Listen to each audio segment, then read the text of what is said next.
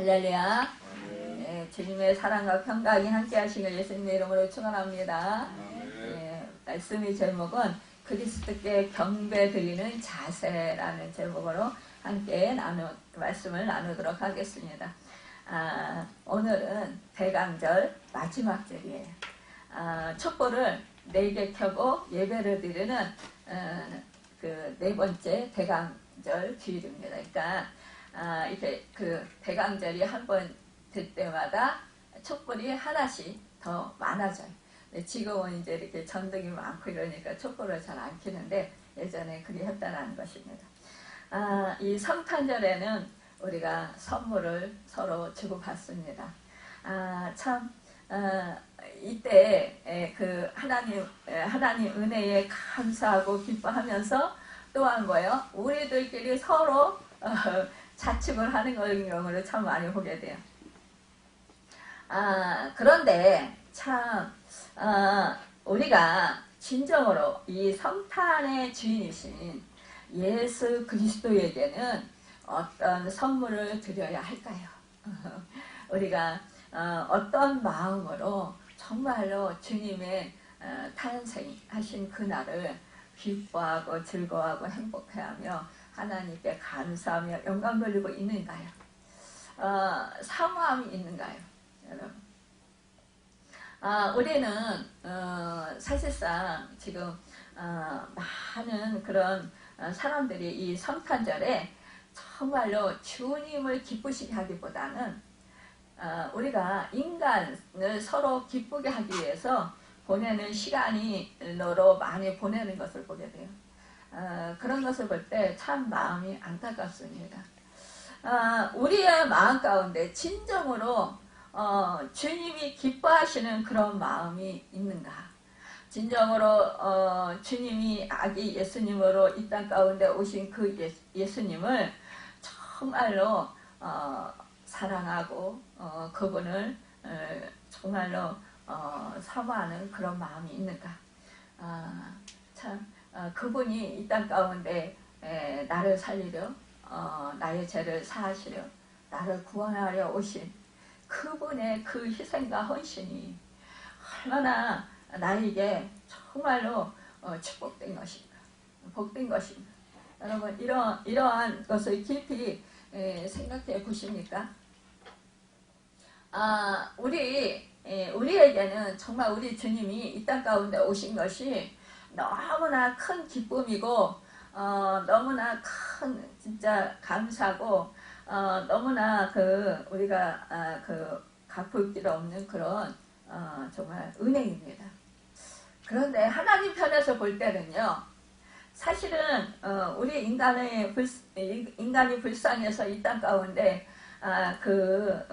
높은 보좌 버리게 하시고 아기 몸으로 이 땅에 오시도록 그렇게 하셔서 인간의 몸을 입으시고 아기 예수님으로 태어나셔서 말구에 누이시게 되신 그 예수님을 우리 하나님께서 그렇게 보내시면서 그 하나님 아버지의 마음은 정말 어떠하실까요? 그 하나님 아버지의 마음이 기쁘기만 하셨을까요? 물론 하나님은 예정하셨어요. 그러나 그 마음 가운데 진정으로 그 아들을 보내시면서 어찌하면 사지로 몰아붙이는 거잖아요. 내모는 거잖아요. 당신 스스로 그 아버지의 마음이 어떠하셨을까? 우리는 그것을 얼마나 깊이 생각해 보았나 우리 자신을 한번 되돌아보았으면 참 좋겠습니다. 여러분 사실상 우리가 참 주님을 향한 사랑의 열정 이것을 가진 사람은 하나님이 정말로 그 마음의 중심을 아시고 그만한 그런 은혜를 베풀어 주시는 것을 보게 됩니다. 오늘 본문에 정말 불원천리 동방에서 그 먼 길을 아기 예수님을 만나기 위해서 그 먼 길을 정말 그 고생을 마다하지 않고 그 아기 예수님에게 예물을 바치려고 그 찾아갔던 그래서 예수님을 만나 또 예물을 드리면서 경배했던 우리 동방 박사들을 통해서 진정으로 이제 오늘 지나면 내일이 그 성탄일이에요. 그러니까 마지막으로 대강절에 대한 교훈을 받고자 합니다. 오늘 말씀에 보면은 헤롯 왕 때에 예수께서 유대 베들레헴에서 나심에 그랬어요. 베들레헴이라고 하는 이름은 우리가 잘 알듯이 떡집입니다. 떡집이라는 뜻을 가지고 있는데 아마 그것이 정말로 기름진 곳이었기 때문에 붙여진 이름인 것 같은데요. 이 구약에서는 베들레헴을 에브라다라고 불렀어요. 야곱이 라헬을 장사 지낸 것이 베들레헴이었고 룻이 보아스와 결혼해서 살던 것도 베들레헴이었어요. 그리고 베들레헴은 다윗의 고향이었어요. 그래서 사람들은 베들레헴을 가리켜 다윗의 성이라고 불렀습니다. 다윗의 혈통에서 메시아가 나타난다고 하는 약속과 함께 다윗의 성인 베들레헴에서 예수 그리스도께서 태어났다고 하는 것은 정말로 의미 깊은 일이라는 거예요. 여러분, 다윗의 후손이 이렇게 다윗의 그 성에서 태어났다. 메시아가 태어났다는 것입니다. 오늘 보면은 이 동방으로부터 박사들이 예루살렘에 이르러 말하되 이렇게 했습니다. 동방은요 어디라고 해야 될까요? 동쪽은 해가 뜨는 곳입니다. 우리가 연말 연시 마지막 날이 되면은 많은 사람들이 어떻게 해요? 경포대로 높은 산 있는 데로 막 가요. 왜? 그 해에 첫 해가 뜨는 것을 보겠다 이러고 그냥 거기 가서 해맞이를 하면서 뭐예요? 소원을 빌겠다. 그러면서 동해로 어디로 막 사람들이 가요. 여러분, 그만큼 이 동쪽은 해가 뜨는 곳입니다. 해가 뜨는 것은 뭐예요? 소망의 처소라는 거예요. 그러니까 희망을 가지는 곳이라는 것입니다. 사람들이 이 첫 해가 뜨는 그러니까 정말로 그 해가 바뀌면서 첫 번째 뜨는 그 해를 바라보고 자기 소원을 빌 정도로 그 동쪽에서 뜨는 해에 대해서 굉장한 그러한 소원을 품는다고 해야 되나요? 기대감을 갖는다고 해야 되나요? 그런 마음들을 가지고 있다는 거예요. 여러분, 이 동방으로부터 박사들이 예루살렘에 이르렀다 그랬어요. 그러니까 동쪽에서 이 박사들이 오게 된 거라는 것입니다. 이스라엘 백성들이 이 공공에 처했을 때 이 동방에서 구원자가 일어났다고 했습니다. 또 이 동방에서 구주의 탄생을 알고 이렇게 동방의 세 박사들이 이렇게 그 아기 예수님을 만나러 왔다라는 거예요. 이 박사 헬라어로 마고스는요 바벨론과 바사 등지에서 박스와 또 지혜자, 정성술사, 또 마술사, 또 해문가 등을 총칭하는 용어입니다. 그러니까 이 동방의 세 박사의 신분이 어떤 신분이냐? 어떤 학자들의 말에 의하면 그들은 왕이었다 이런 말이 있어요. 또한 제사장이었다. 또 선지자였다. 또한 천문학자였다. 또 마술사들이었다. 라고 이렇게 사람들이 해석을 한다라는 거죠. 그런데 우리가 잘 알고 있는 내용은 천문학자나 점성술가, 마술가 이렇게 우리가 많이 듣고 알고 있습니다. 그런데요, 이들이 정말 보통 이상의 상류 계급에 속한 사람인 것은 틀림없는 사실이다라고 우리가 볼 수 있다는 것. 참으로 이 사람들은 말하자면 학문적으로도 그렇고 뭐 지적으로도 그렇고 지식적으로도 그렇고 모든 점에서 어떻게 보면 세상에서 이 사이에서 으뜸가는 상류계급에 속하는 그러한 사람들이었다라는 거죠. 이런 사람들, 그러니까 모든 것을 어떻게 보면 갖춘 사람들이다. 이 세상에서. 그런 사람들이 왜 그 자기들이 정말 사서 고생하는 거잖아요. 그러니까 이 박사들이 뭐 이렇게 별을 보고 경배하러 왔다 그랬어요. 이 별을 봤을 때 이 사람들이 뭐냐, 야 정말 놀라운 그러한 그런 분이 태어날 거다라는 것이죠. 그러니까 이 동방 박사들은 결국은 이 세상을 다스릴 수 있는 그런 왕이 나실 거라는 그러한 믿음으로 그들은 죽음을 무릅쓰고 모든 것을 포기하고 그 먼 길을 마다하지 않고 달려갔다는 거예요. 여러분, 여러분과 제가 정말로 주님을 사랑해서 오늘 이렇게 눈이 많이 왔는데 미끄러운 등에도 여러분이 정말 넘어질 거 염려하지 아니하고 연세 드시고 또 몸도 불편하신데도 불구하고 여러분들이 이 자리에 사모함으로 오신 줄 믿습니다. 참 이것이요, 어떠한 그런 예배 드리고자 하는 데 있어서 어떠한 방해물이 있다라도 어떠한 우리 앞에 위험이 도사리고 있다 할지라도 여러분 그것을 상관하지 아니하고 오직 주님께 경배해야 되겠다, 예배 드려야 되겠다라는 그런 일념으로 여러분들이 이 자리에 그런 마음으로 오신 것을 저는 믿습니다. 여러분 그 마음을 하나님께서 기뻐 받으실 줄 믿습니다. 여러분 우리가 예배 자리에 오는 것, 이렇게 주님의 몸된 교회에 나와서 예배를 드리는 것, 사실은 여러분과 제가 희생이 없고 헌신이 없다면 올 수 없을 수 있습니다. 그동안 코로나로 인해서 우리가 사실상 예배를 드리고 싶어도 예배를 드릴 수가 없었어요.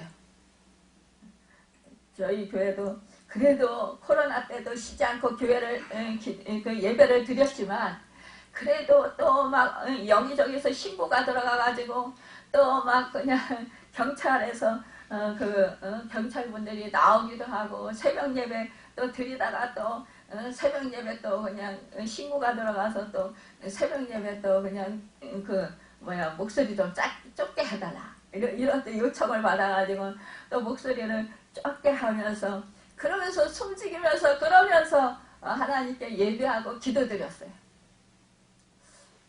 근데 이러한 헌신과 희생이 없다라는 것은 여러분 진정한 예배를 드릴 수 있는 그런 것이 아니라는 거예요. 결국은 나의 희생과 헌신이 늘 함께 해야 된다는 것입니다. 사모함이 있어야 됩니다. 또한 나의 결단이 있어야 합니다. 그때 이 코로나로 인해서 많은 교회에 많은 사람들이 진짜 예배를 못 드렸어요. 그러다 보니까 이제 유튜브를 통해서 또 방송을 통해서 또 영상을 통해서 사람들이 예배를 드렸습니다. 한 3년 동안 그렇게 예배를 드리다 보니까 이제는요 그게 익숙해진 거예요. 그러다 보니까 지금요 나와야지 교회에 나가서 예배 드려야지 하면서도 교회에 나가서 예배 드리지 못하는 사람들이 너무나 많이 있어요. 여러분 우리가 사실상 예배를 진정으로 교회에 나가서 이 예배를 못 드려 보니까 그 예배들이 함께 모여서 교회에 모여서 예배 드리는 것이 얼마나 큰 축복인가, 얼마나 우리에게 큰 복인가를 우리가 그때 절실하게 깨달았어요. 그럼에도 불구하고 처음에는 좀 불편한 걸 갖다가 나중에는 이게 습관이 들어버린 거예요. 그러니까 이제는 그 자리로 박차고 나오지 못하는 거예요. 왜? 나오려면 벌써 준비해야 되잖아요. 씻고 뭐 옷 갈아입고 뭐 또 뭐 이제 집에서 그래도 어떻게 좀 정리를 해놓고 나오려고 하면 시간이 쫓기고 바쁘고 힘든 거예요. 피곤하고. 그러니까 번거로우니까 안 하는 거예요. 그냥 쉽게 영상으로 예배 드리자. 이렇게 하고 마는 거예요. 근데 사실상 집에서 영상으로 예배 드려보지만 여러분들 집중이 잘 되든가요? 물론 우리가 영상으로 설교를 듣고 이렇게 할 때 우리가 깨달음도 받고 또 하나님의 말씀을 인도도 받아요. 계시도 받아요. 하나님의 음성도 듣습니다. 그러나 여러분 사실상 감화 감동도 받아요. 그러나 내가 진정으로 하나님께 내가 온 마음을 다해서 신령과 진정으로 예배드리는 것, 내 몸과 마음을 다 전인격을 바쳐서 그렇게 내가 제물이 되어서 예배드리는 것은 쉽지가 않다라는 거예요. 집에서 그렇게 예배드린다라는 것은. 여러분, 우리는요 하나님께 경배하는 것, 예배드리는 것, 이것은요 내가 제물이 되어지는 것입니다. 제물이요 어떻게 합니까? 자기의 목숨을 드립니다. 구약시대에 그랬잖아요. 소와 양과 송아지와 양과 염소 같은 비둘기 같은 거 사실상 죽임을 당했어요. 그쵸? 그리고 완전히 깨끗하게 정결하게 씻겨져서 하나님께 바쳐졌어요. 불로 태워지고 쪼개지고 여러분 다 털과 이런 거 그 오물들은 다 씻겨서 다 다른데 그 오물 버리는데 버리게 되고 여러분 정결하게 됐어요. 그렇다면 내가 정결한 마음으로 오직 사모함으로 깨끗한 마음으로 정말로 이 하나님께 예배드리는 자세가 되어야 된다는 것입니다. 우리가 이렇게 나를 온전히 하나님께 올려드리는 제물로 올려드리는 그런 마음으로 우리가 예배를 드려야 된다는 것. 임하는 자세가 되어야 된다는 것. 동방마서들은 예언대로 유대인의 왕으로 나신 인류의 메시아를 경배하기 위해서 생명을 바치고 모든 것을 다 포기하고 먼 길 베들레헴까지 왔다는 거예요.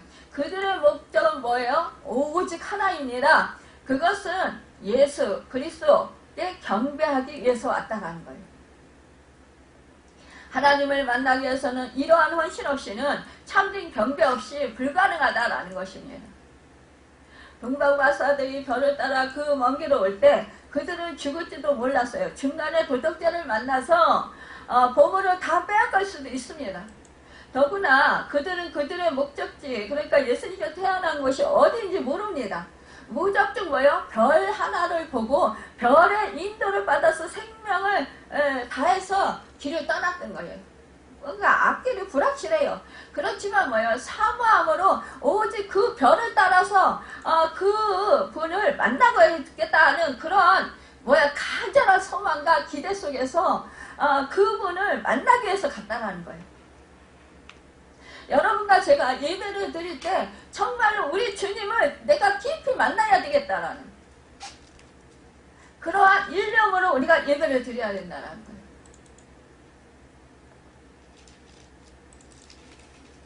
여러분, 그렇기 때문에 우리가 정말로 나의 생명을 거는 그런 마음으로 하나님을 만나보려고 여러분 애써 보셨습니까? 어떤 희생을 대가를 치르더라도 나는 하나님을 만나고 말겠다라는 그러한 결심을 해보시길 바랍니다. 온전한 그런 삶을 사는 것, 이것은 참으로 참된 경배의 삶입니다. 전설에 의하면요, 동방에서 출발한 사람은요 3사람이 아니고 4사람이었대요. 그런데 그 중에 한 사람이 탈락하고 3사람이 찾아왔다라는 그런 전설이 있다라는 거예요. 그 넷째 박사의 이름은 알타반이라고 불렸대요.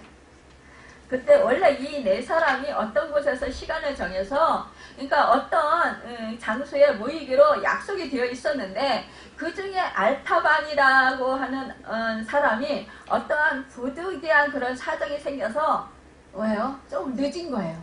약속 시간보다 늦은 거예요.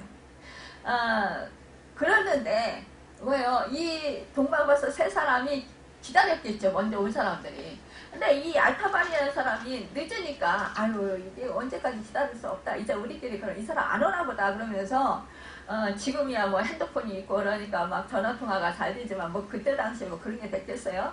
그러니까 이제 기다리다가 이 세 사람 먼저 떠난 거예요. 그러니까 뭐예요? 알타반이 나중에 와보니까 이 세 사람이 떠나고 거기에 쪽지가 남아있는 거예요. 뭐라고 했냐? 우리가 어느 길로 갈 터이니 곧 뒤따라 오십시오. 그러니까 어떻게 우리가 갈 거예요. 길을 어떻게 갈 거니까 당신이 뒤따라 오세요. 이렇게 이제 써놓고 간 거예요. 그래서 이 알타반이라는 이 박사가 그들을 이제 뭐 이렇게 쪽지에 써 있는 대로 이제 그렇게 따라갔다라는 거죠. 그런데 너무나 안타깝게도 이 사람이 결국 이 세 사람을 만나지 못한 거예요. 그래서 묻고 또 물어서 에르살렘까지 가게 됐다고 그래요. 그래서 그 다음에 베들레헴까지 갔는데 마침 그가 갔을 때는 참 헤롯 왕이 아이들을 죽이는 무서운 학살이 이루어지는 상황이었다는 거죠. 그러니까 거기서 이제 예수님을 찾으려고 했는데 예수님을 만날 수가 없는 거죠. 예수님은 그 학살을 피해서 어디로 피신했어요? 애국으로 피난 가신 거예요. 후였다는 거예요. 그래서 알타반은 또 애국으로 갔대요. 예수님을 찾아서. 근데 애굽의 넓은 지대를 사방으로 다니면서 뭐 피라미드 그늘에서 또 나일강에서 예수님을 찾았지만 예수님을 도무지 만나지 못하게 됐대요. 그래서 그곳에서 너무나 오랜 세월을 보내면서 결국은 예수님을 찾다가 알타반이 안타깝게도 늙어버리고 돈도 거의 다 떨어져서 이제 이제는 그 나이는 잔뜩 먹어서 이제 노경에 예수님께서 애굽에 계시지 아니한다고 생각하고 이스라엘로 왔대요. 근데 벌써 주님은 어떻게 됐어요? 십자가에 못 박혀서 죽으시고 사흘이 되었다라는 것이에요. 그러니까 이 알타반이 너무너무 실망한 거예요. 그래서 기진맥진해서 그만 병에 걸리고 말았습니다. 그래서 들어 누워 버렸대요. 진짜 그러지 않겠어요. 그런데요, 그때 진짜 홀수 상태에 있는 그때에 3일 만에 부활하신 주님께서 그에게 나타나셔서 그를 극진히 칭찬하시고 극진히 사랑하여 주셨다라는 그런 유명한 그러한 전설이 있대요. 여러분, 우리가 볼 때는 이 알타반이라는 사람 진짜 헛수고한 것 같죠? 그렇죠? 너무너무 안타깝잖아요. 오로지 예수님을 찾기 위해서, 만나기 위해서 일평생을 이렇게 정말 어떻게 보면 헛되게 사는 것 같아요. 그렇죠? 그런데요, 주님은 아셨다라는 거예요. 그 알타반의 그 주님을 사모하는 마음, 그 주님을 만나고자 하는 마음, 갈망함, 자기의 모든 인생을 다 바쳐서 주님을 찾고자 하는 그 열망, 열정, 그가 인생을 다 바쳐서 오직 주 예수 그리스도를 만나기 위해서 그 일생을 다 바쳤잖아요. 희생했잖아요. 여러분, 우리가 어떠한 내가 좋아하는 것이 있으면 그것을 위해서 우리는요, 시간을 아끼지 않습니다. 돈을 아끼지 않습니다. 내가 수고를 아끼지 않습니다.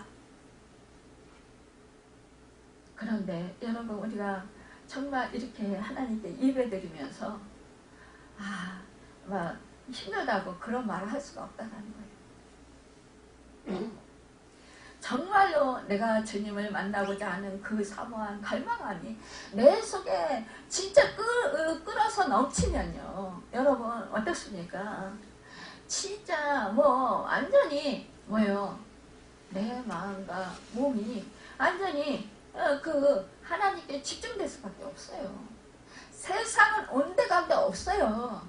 내 생각과 마음이 다른 거에 관심이 전혀 없다라는 거예요. 물론 성령님께서 그 마음도 내 마음에 주셔야 그런 마음도 생기긴 하지만, 그러나 내가 그런 마음이 뭐로 사모함으로 주님을 만나고자 하는 그러한 열망이, 갈망함이 내 안에 아주 차고 넘쳐야 된다는 거예요. 물론 저는 큰 은혜를 받았어요. 예전에 정말 그 예배가 얼마나 그렇게 사모되는지. 예배 드리고 나면 너무 짧아, 예배 시간이. 그냥 한순간에 후딱 가버려요. 그 목사님이 설교를 하면 막 빨려 들어가, 거기에. 그냥 한 말씀 한 말씀은 얼마나 꿀송이 같고, 얼마나 막 은혜가 되고, 얼마나 내 말씀이고, 너 진짜 찔리는 말씀하면 눈물을 줄줄 흘리면서 막 그냥 그 말씀 속에 빨려들어. 그러니까 이 예배가 끝나고 나면요, 또 예배가 막 사모되는 거예요. 주일 예배 드렸다 그러면 월요일날 새벽에 막 기다려져. 물론 집에 가서 극동방송도 틀고 이렇게 말씀도 듣고 보고 하지만, 그래도 교회 가서 예배 드리는 것이 크게 사모가 되더란 말입니다. 그러니까 막 오매불 예배 시간이 빨리 왔으면 좋겠어요. 그러니까 제가 몸이 안 좋은데도 불구하고 이웃에서 예전에는 부흥회 같은 거 했잖아요. 부흥회 한다 그러면 막 그저 쫓아다니는 거예요. 막 예배 시간이, 예배 자리가 너무 좋은 거예요. 야, 지금도 그렇게 좀 됐으면 좋겠어요. 그렇게 은혜가 되는 거예요. 지금은 제가 이렇게 설교를 하다 보니까 설교에 대한 부담감이 있어요. 그러니까 예전처럼 이게 마음이 편하지가 않아요. 예전에는 마음이 편하면 무조건 사고만 되는 거야. 야, 오늘 하나님이 나한테 무슨 말씀을 주실까?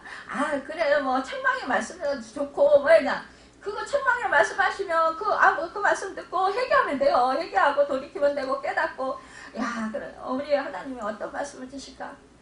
사모가 되는 거예요. 기대가 되는 거예요. 그러니까 마음이 뜨거워, 그냥. 마음이 늘 기쁘고, 늘 그냥 마음이 벅차고, 감격이 차고 넘치고. 그러니까 그냥 너무, 몸은 안 좋고, 환경은 안 좋지만,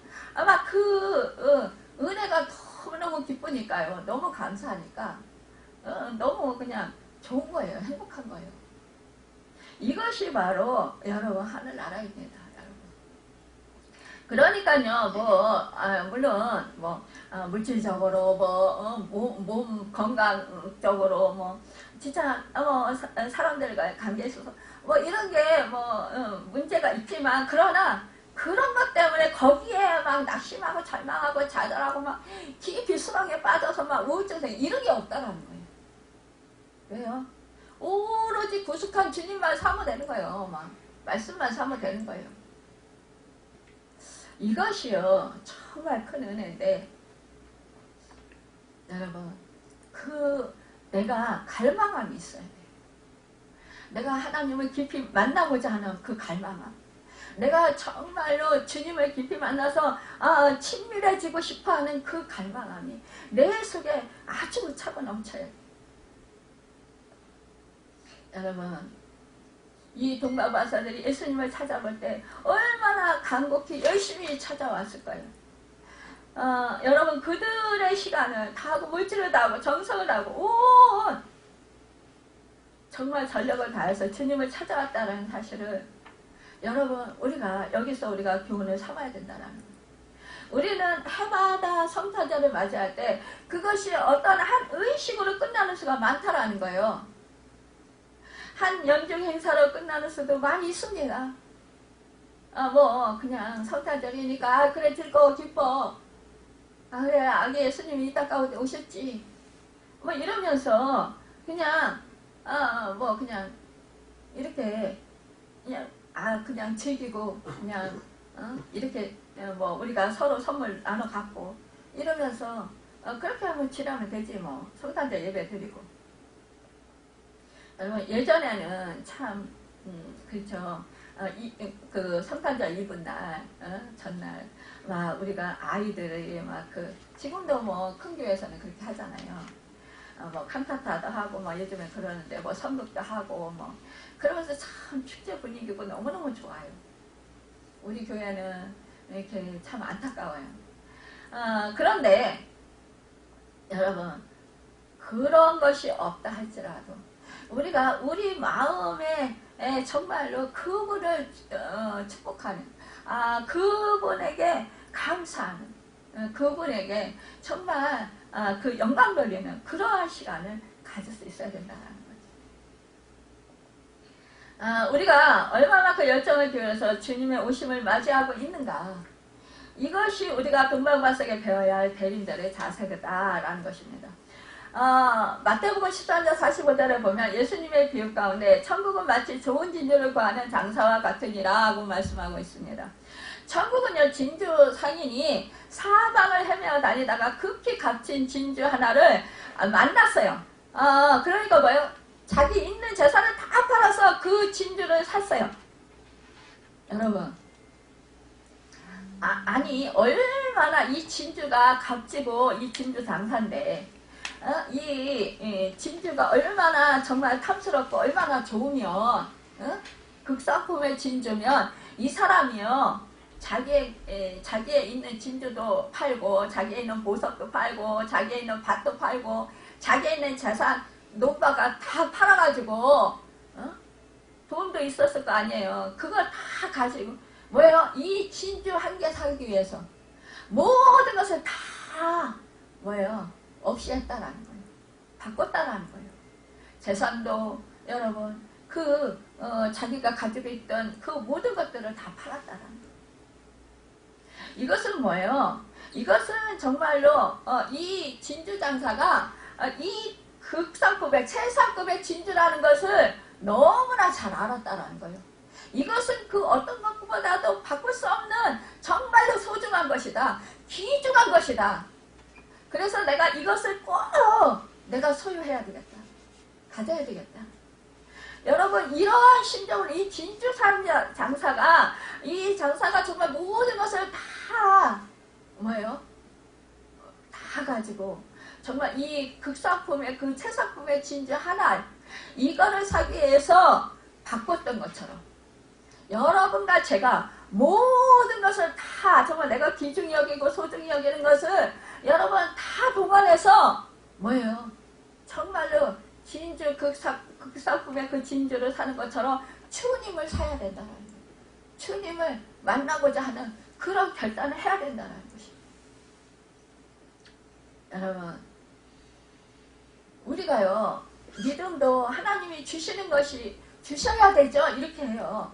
근데 여러분 내 의지와 내 결단을 드려야 돼요. 여러분 내가 주님을 믿고자 하는 마음을 드려야 된 거예요. 내가 주님께 향하는 그러한 마음을 간절한 소망을 가지고 담아서 내가 간절히 주님을 찾아야 된다는 것입니다.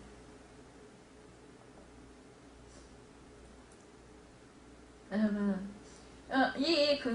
정말로 하나님 나라는요 그 무엇과도 바꿀 수 없는 그러한 아주 귀한 것이다라는 것입니다. 여러분 얼마나 우리 주님이요 예수님께서 얼마나 이 천국 하늘나라가 정말로 소중하면 뭐라고 했어요? 이렇게 다 팔아서 천국을 사라 이거예요.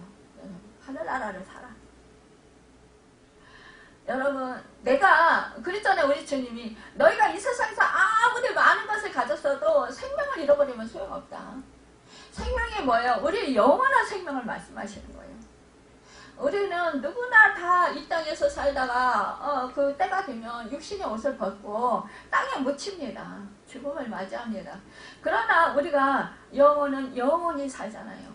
근데 여러분, 우리가 죽어서만 천국에 가는 것이 아니라 우리가 이 땅에서 살아있을 때 우리가 주님과 함께 동행하잖아요.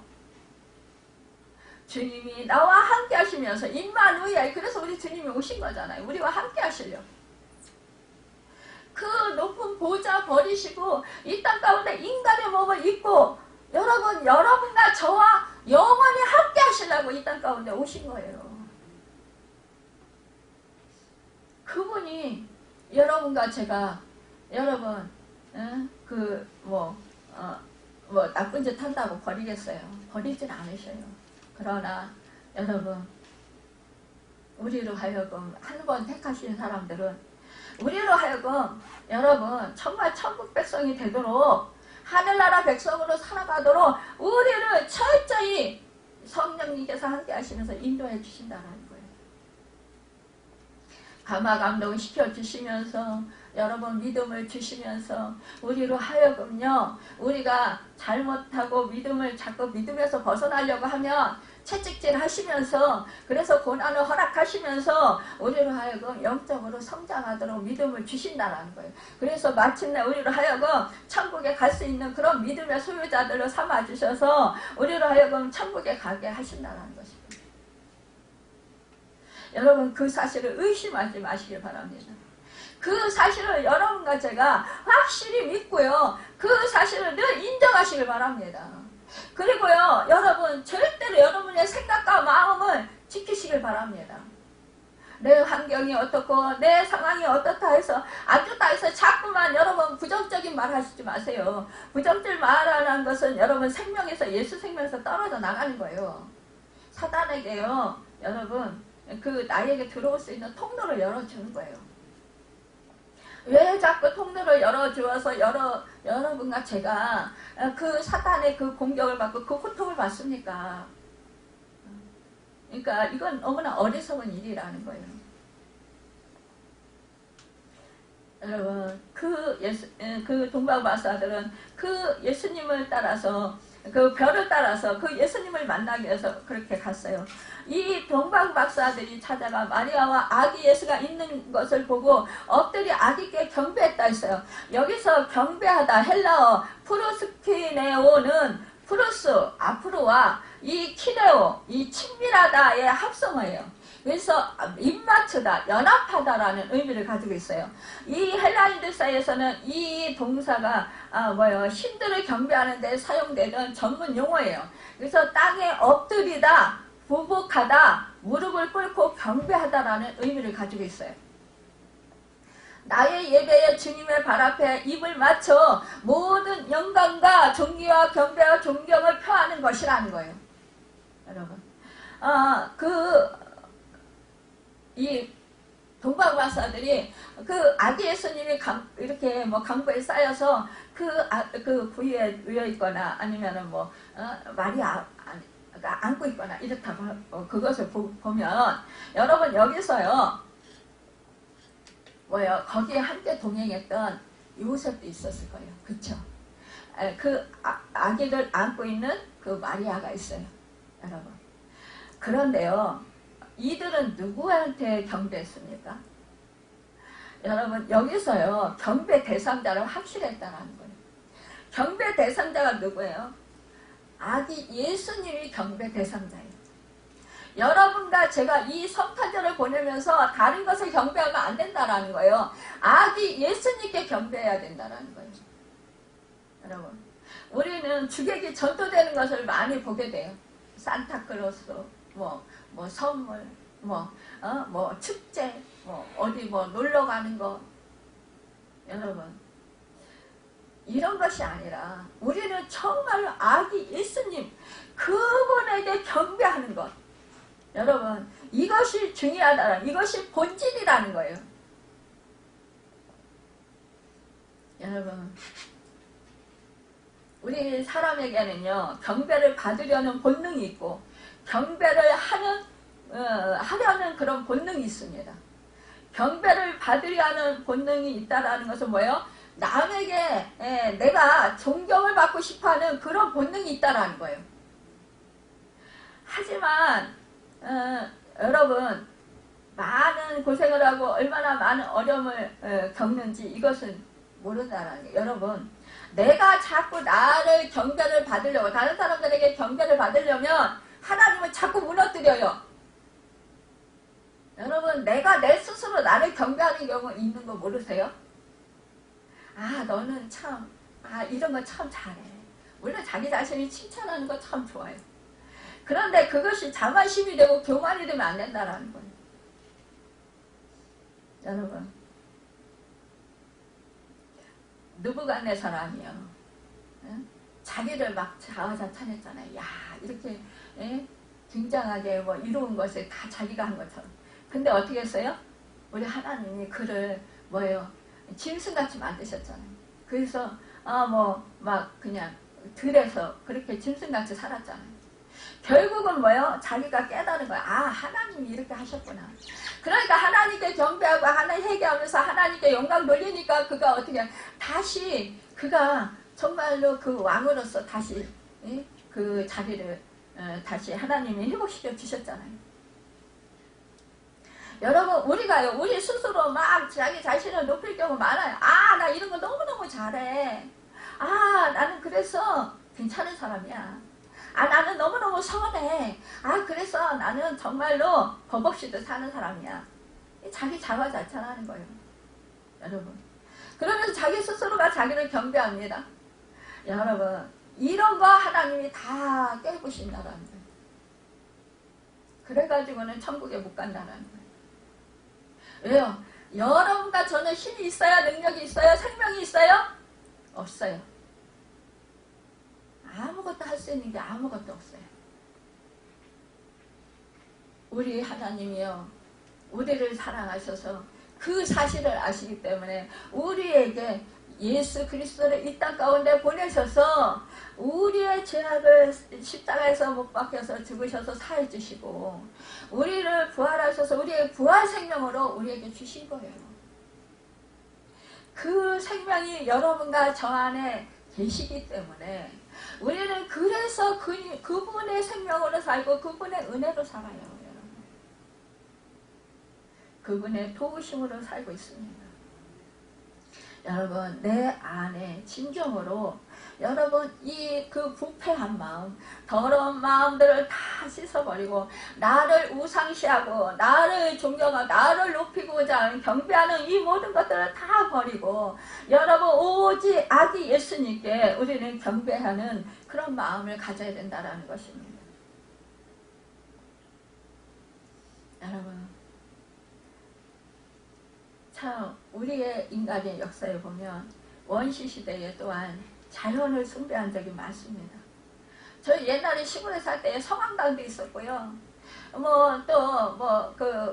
막 사람들이 돌을 던지고 가고 막 이랬어요. 돌탑을 쌓고 다 그런 것들을 숭배했다라는 거예요.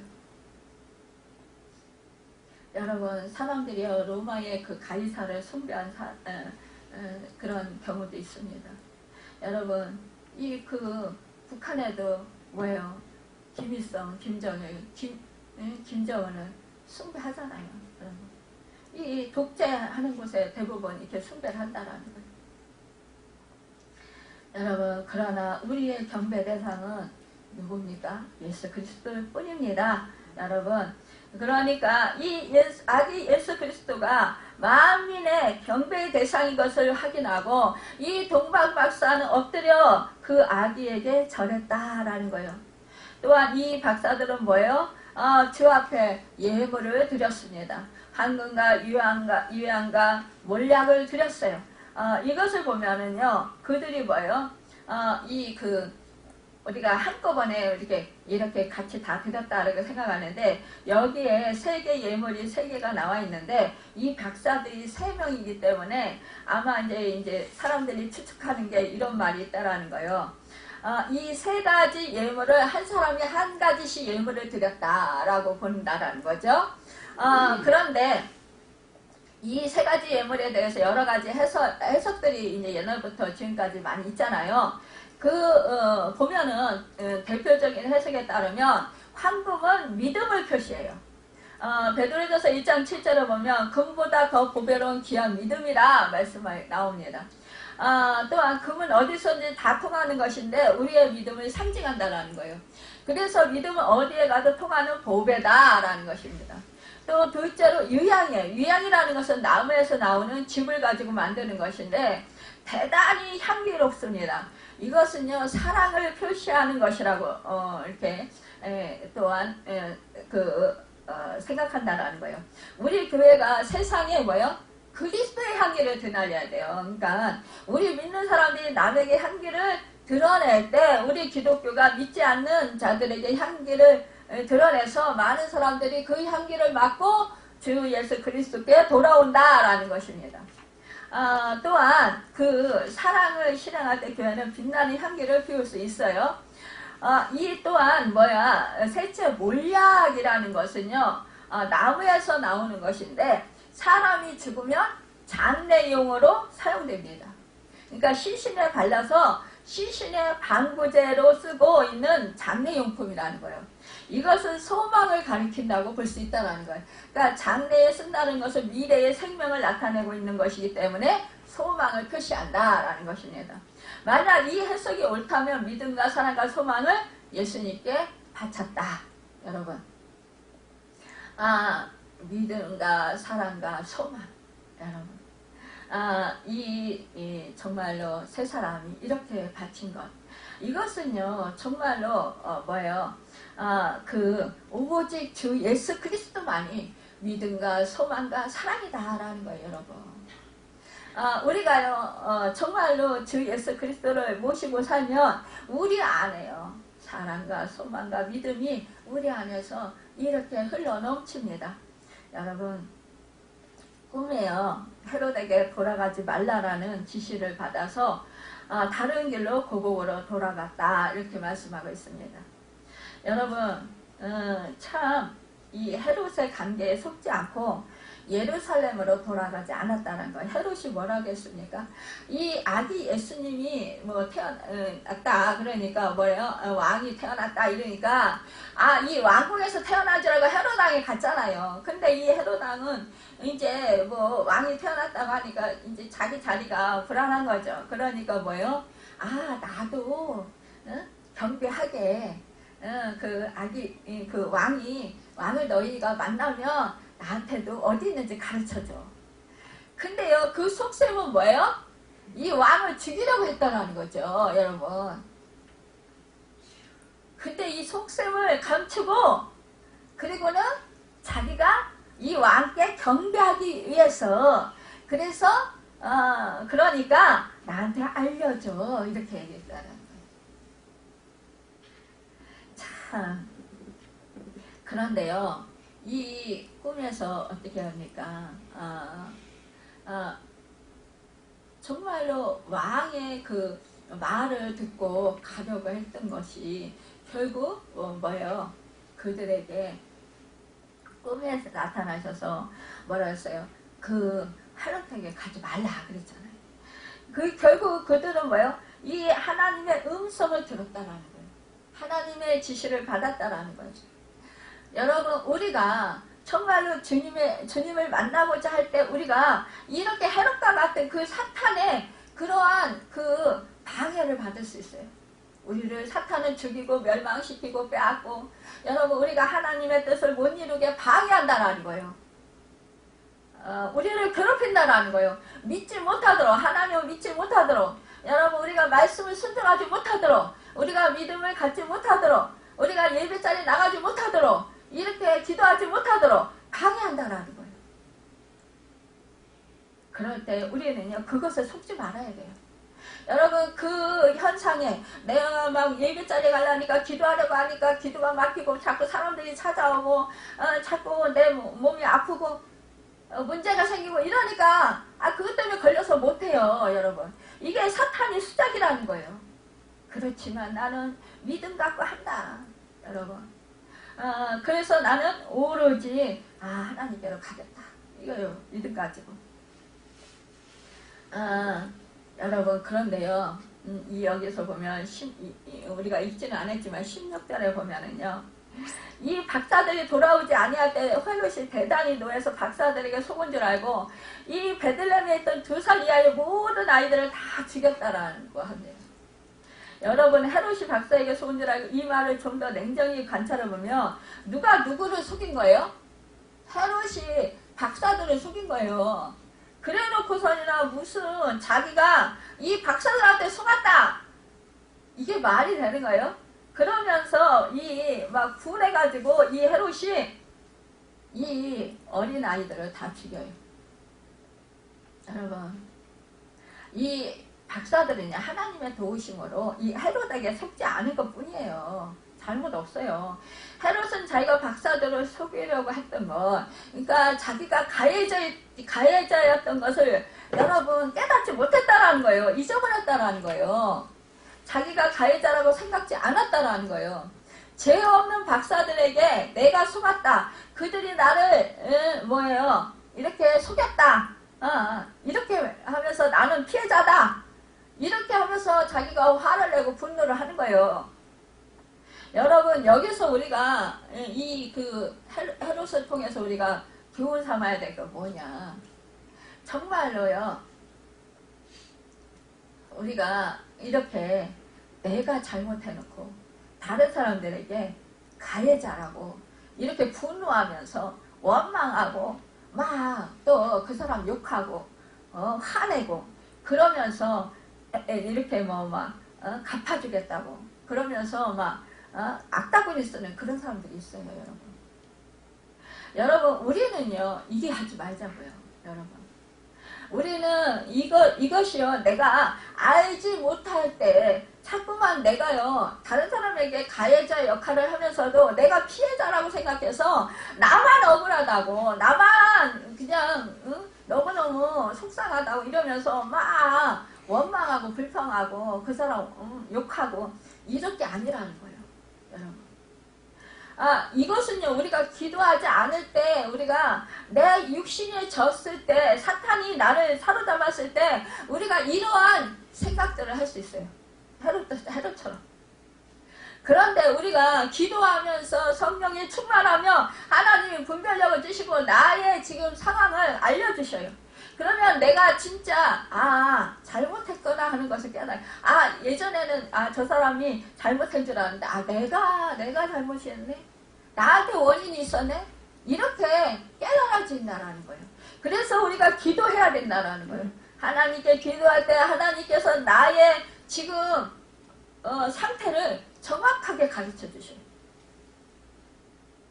그러면 여러분, 나 자신을 잘못된 걸 알면은 상대방을 원망할 수 있을까요? 상대방한테 가해를 행할 수 있을까요? 안 하죠. 오히려 회개하고 잘못했다고 하나님한테 나를 비이죠. 여러분, 그러면서 나를 낮추죠.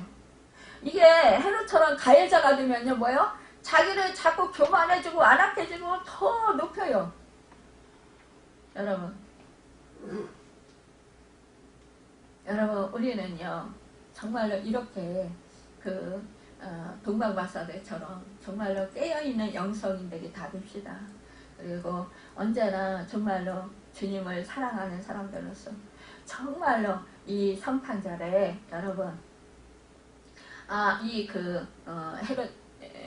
헤롯 왕이 정말로 이렇게 오라고 했지만 그러나 가지 않고 정말로 하나님이 지시하시는 그 지시하심을 받아 고국으로 돌아간 것처럼 여러분과 제가 하나님의 지시함을 받아서 정말로 기도함으로 말미암아 하나님께서 인도하시는 길을 잘 갈 수 있는 여러분과 제가 되고, 또한 정말로 성탄절을, 올바른 성탄절을 보내면서 오직 주인이신 우리 주 아기 예수 그리스도께 경배하며 진정한 인배자들로서 하나님을 기쁘시게 되는 축복된 삶을 살아가는 여러분과 제가 되기를 예수님의 이름으로 축원합니다.